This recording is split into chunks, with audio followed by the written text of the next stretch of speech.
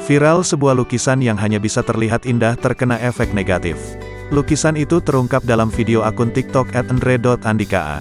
Di awal video, lukisan tersebut hanya sekadar polesan pensil abstrak.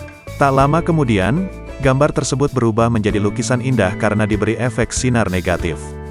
Pembuat lukisan itu pun mendapat banyak pujian lewat kolom komentar TikTok. Kepada tribunnews.com, si pembuat sekaligus pengunggah bernama asli Andre Andika Putra, 18, atau dipanggil Andre. Ia berasal dari Pati, Jawa Tengah. Hasil lukisannya itu dinamakan invert art atau biasa disebut negative art. Mahakarya Andre itu memang hanya bisa dilihat menggunakan efek negatif. Ternyata, keahlian melukis Andre itu merupakan hasil belajarnya secara otodidak.